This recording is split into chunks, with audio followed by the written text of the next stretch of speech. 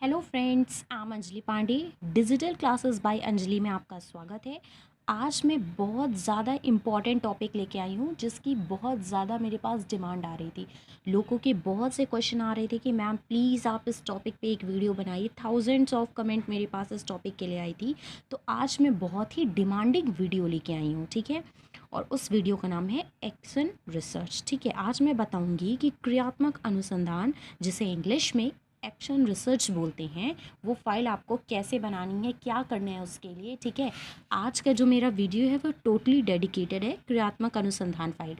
ये एक ऐसा टॉपिक है जो आपको बीएड में भी काम आएगा, बीटीसी में भी काम आएगा, एनआईओएस में काम आएगा, प्लस प्रेजेंट में जिसे आप डीएलएड बोल रहे हो, इसमें थर्ड सेमेस्टर में तो ये पूरा एक कंपलसरी पेपर ही है, ठीक है। अब मैं बात कर ले रही हूँ क्रियात्मक अनुसंधान फाइल कैसे बनाएं। देखिए, इसमें दो पक्ष होते हैं। एक आपका क्रियात्मक पक्ष होता है और दूसरा आपका व्यवहारिक पक्ष होता है, ठीक है। क्रियात्मक पक्ष, जिसमें आपको शोध का अर्थ लिखना है, क्रियात्मक अनुसंधान का अर्थ, क्रियात्मक अनुसंधान की परिभाषा, उसकी विशेषताएं, उसके उद्देश्य, उसके महत्व के बारे में आपको बताना है, ठीक है। देखिए, बात कर लूँ बेसिकली शोध क्या है, रिसर्च जिसे इंग्लिश में कहते हैं। सिंपल सी बात है कि किसी भी समस्या के समाधान को प्राप्त करने के लिए या किसी भी समस्या को दूर करने के लिए प्राप्त प्रदत्त आंकड़ों, ठीक है, का जो भी विश्लेषण किया जाता है, उसके बाद जो भी हमें समाधान प्राप्त होता है उसे हम शोध कहते हैं। सिंपल सी बात है। अब क्रियात्मक शोध का अर्थ क्या है? तो क्रियात्मक शोध की मैं पहले बात कर लूँ तो मैं बात कर लेती हूँ पहले शोध की। देखिए, शोध को इंग्लिश में रिसर्च बोलते हैं। री प्लस सर्च, री का अर्थ होता है बार बार और सर्च का अर्थ होता है खोज करना, मतलब बार बार किसी चीज़ की खोज करना, उसे शोध कहते हैं या खोज करना कहते हैं। शोध करना क्या होता है मैं बता चुकी हूँ। अब क्रियात्मक अनुसंधान, क्रियात्मक मतलब होता है क्रिया करना, मतलब क्रिया के द्वारा किसी भी चीज़ को बार बार खोजना या किसी भी व्यक्ति, वस्तु, स्थान के बारे में बार बार क्रिया के द्वारा जो भी आप आंकड़े प्राप्त करते हैं और उनका जो विश्लेषण करते हैं, वही आपका क्रियात्मक अनुसंधान कहलाता है। बहुत ही सिंपल लैंग्वेज में मैं बता रही हूँ, ठीक है। इसके बाद आपको डीएलएड वगैरह की बुक में आपको बहुत अच्छे से क्रियात्मक अनुसंधान की विशेषताएं मिल जाएंगी, ठीक है। उनके उद्देश्य भी आपको बहुत अच्छे से मिल जाएंगे। नहीं मिलेंगे तो मैं तो फाइल कल आपको बना के वीडियो एक अपलोड करूँगी, उसके बारे में मैं डिस्क्राइब में बताऊँगी। आज तो मैं हल्का सा बस एक आपको दे रही हूँ, ठीक। फिर क्रियात्मक अनुसंधान के महत्व क्या हैं, उनके पद क्या है, इनके बारे में आपको पता चलेगा, ठीक है।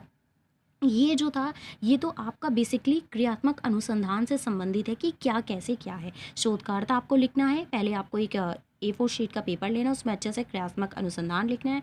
फिर ये चीज़ आपको शोधकार तो उसके बारे में 4-5 लाइन, क्रियात्मक अनुसंधान कर तो उनके बारे में 4-5 लाइन। अगर कोई भी एक बहुत इंपॉर्टेंट परिभाषा होगी बुक्स में आपको मिल जाएगी, वो आप लिख लीजिएगा। उसकी विशेषताएं, उसके उद्देश्य, उसके महत्व, ये सब लिख लीजिएगा, ठीक है। फिर हम बात करते हैं व्यवहारिक पक्ष की। देखिए, व्यवहारिक पक्ष में क्या है। अब व्यवहारिक पक्ष की हमने बात कर ली, तो इसमें आपका आएगा समस्या। सबसे पहले बच्चे को किस चीज़ की समस्या है, बात कर ले। क्रियात्मक अनुसंधान फाइल हम लोग बनाते क्यों हैं? जैसे आप कभी टीचिंग में गए या ड्यूरिंग टीचिंग पीरियड आप देखते हैं कि किसी भी स्टूडेंट्स को किसी भी एक पर्टिकुलर विषय में समस्या होती है, ठीक है। यहाँ पे ये याद रखना है कि हमेशा क्रियात्मक अनुसंधान किसी एक विषय के लिए बनता है। ये नहीं कि 50 विषय का अनुसंधान आप एक साथ बनाएंगे, किसी भी एक विषय के लिए आप बनाएंगे। तो जैसे बच्चे को किसी भी एक पर्टिकुलर विषय में समस्या है तो आपने उसके लिए क्रियात्मक अनुसंधान बना दिया, ठीक है।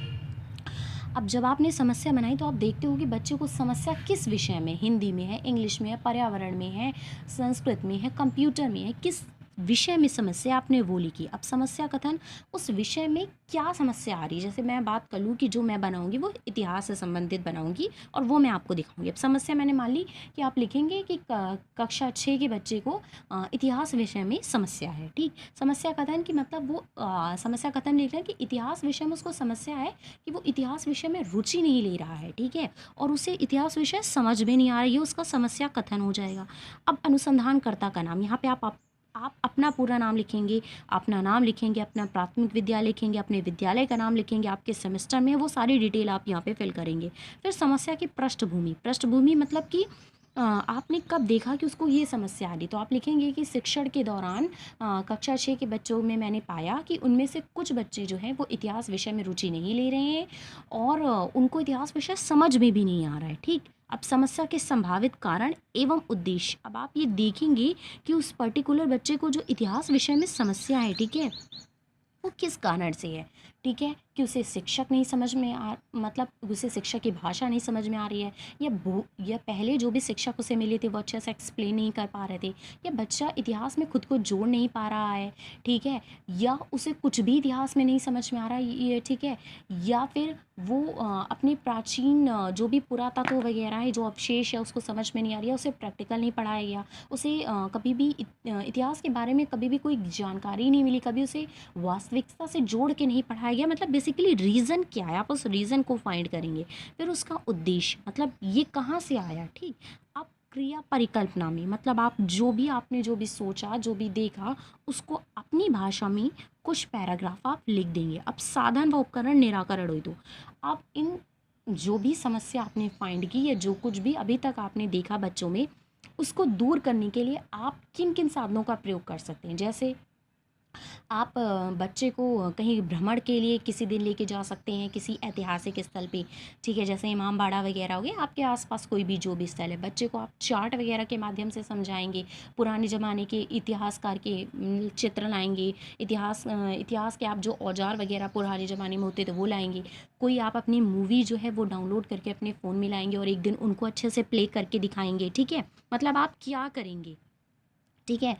और कुछ भी ऐसा जो बच्चे से कहेंगे, आपने कोई वीडियो बनाई उसके बाद मूवी वगैरह उनको दिखाई, उसके बाद कहेंगे आप अब अपने दिमाग से कि पहले के लोग क्या करते थे, कैसे करते, कुछ क्वेश्चंस उनसे पूछे, ठीक है, और उनका आंसर अगले दिन आके लेके आने को कहा। मतलब पहले आप उस विषय में बच्चों को रुचि उत्पन्न करेंगे, तब आप अपने टॉपिक पे आएंगे। तो उसके लिए ये सब आप साधन यूज़ करेंगे। अब क्रिया योजना, जो जो कार्य आपने किया उसको लिखेंगे। फिर मूल्यांकन तालिका। अब मूल्यांकन तालिका में लिखेंगे कि पहले जब आप गए थे तो आपने देखा कि बच्चों के अंदर इतनी इतनी इतनी इतनी समस्या थी। अब वर्तमान में उस उतने में से मान लीजिए 10 बच्चे थे, पहले 10 में से 10 को ही समस्या थी या 8 को समस्या थी। अब क्या है, आप देख रहे हैं कि 10 में से अगर 10 बच्चे थे तो अब आपने देखा कि 7 की समस्या दूर गई, ठीक है, अभी 1 बचा है, या 6 की समस्या दूर हो गई, है ना। अगर 8 बच्चों को समस्या थी 10 में से, तो अब 7 की समस्या दूर हो गई, 1 बचा है। अगर 10 बच्चे थे उसमें से 6 को समस्या थी, ठीक है, 10 बच्चे थे उसमें से 8 को समस्या थी, तो अब 6 की आपने समस्या दूर कर दी, अभी भी आपके पास 2 बच्चे बचे हैं, ठीक है। ये सब आप मूल्यांकन करेंगे, नंबरिंग अपने कॉपी में करेंगे और फाइल में करके एकदम अच्छे से दिखाएंगे कि क्या कैसे वो पूरा। मैं जब आपको कल फाइल दिखाऊंगी ना तो मैं अच्छे से उसको एक्सप्लेन करूँगी। इसके बाद बात करते हैं परिणाम। परिणाम में आप ऐसे ही ग्राफ के थ्रू दिखाएंगे कि पहले जब आप गए थे 100 में से 25% बच्चों को इतिहास में समस्या नहीं थी, 75 को समस्या थी। बाद में जब आपने उनकी पूरी प्रॉब्लम को सॉल्व किया तो आपने देखा कि अब 75% बच्चे जो हैं वो समस्या से मुक्त हो गए हैं, ठीक है। मतलब कि अब उनको समस्या नहीं है, और 25% बच्चे जो हैं वो अभी भी समस्या से ग्रस्त हैं। अब आपको बिल्कुल प्रैक्टिकल होके लिखना है, ये नहीं कि 100% थे तो 100 में से 100 को आपने पूरी समस्या से मुक्त कर दिया। ऐसा आप कर ही नहीं सकते, क्योंकि प्रैक्टिकल लाइफ में ये पॉसिबल ही नहीं है। तो आप लिखेंगे कि 75 समस्या से मुक्त हो गए, 25 अभी भी बचे। अब वो 25 में आपके श्रवण बाधित, दृष्टि बाधित या किसी भी अन्य कारण से कुछ बहुत ज़्यादा कमज़ोर बच्चे, मंद बुद्धि बच्चे, ठीक है, वो सब आपके आ सकते हैं, ठीक। तो आप बिल्कुल प्रैक्टिकल दिखाएंगे। अगर आपने बिल्कुल दिखाया कि 100% कोई आपने समस्या सॉल्व कर दी, तो एग्जामिनर तुरंत समझ में आएगा कि आप बिल्कुल फेक रहे हैं, ठीक है।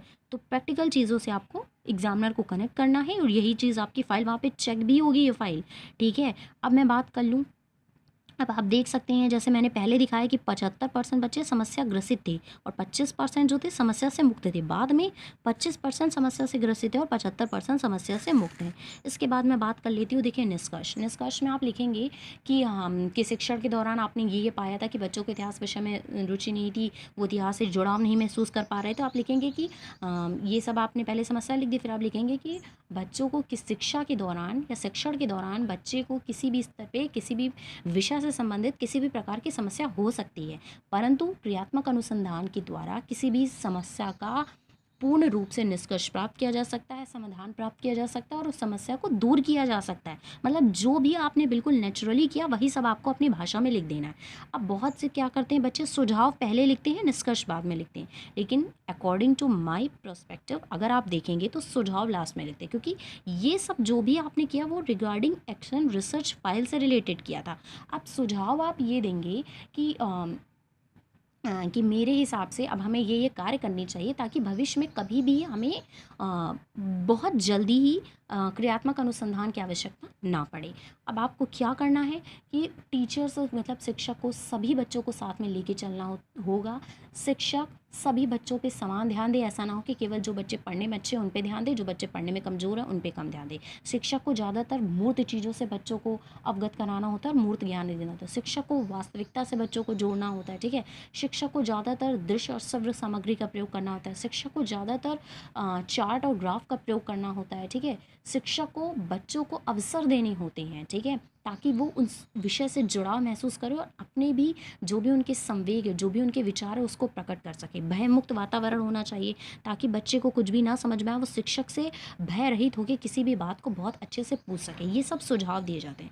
सुझाव देने का पर्पज़ यही होता है कि अब तो चलो ठीक है, हमने एक्सटेंशन फाइल्स बना ली, इस टॉपिक पे लेके ऐसा ऐसा कर लिया, लेकिन इन फ्यूचर हमें ये ज़रूरत ना हो या किसी भी बच्चे को ऐसी कोई प्रॉब्लम ना हो, उसके प्रोस्पेक्टिव से आप सुझाव देते हो। इसीलिए हमेशा सुझाव जो है वो हमेशा लास्ट में देंगे, ठीक है। बहुत से बच्चे लास्ट में नहीं देते हैं, लेकिन मेरी मानिए तो आप हमेशा सुझाव लास्ट में दीजिएगा। ये आज मैंने एक हल्का सा आपको नॉलेज दे दी कि एक्शन रजिस्टर फाइल में आपको क्या क्या करना है, कैसे करना है।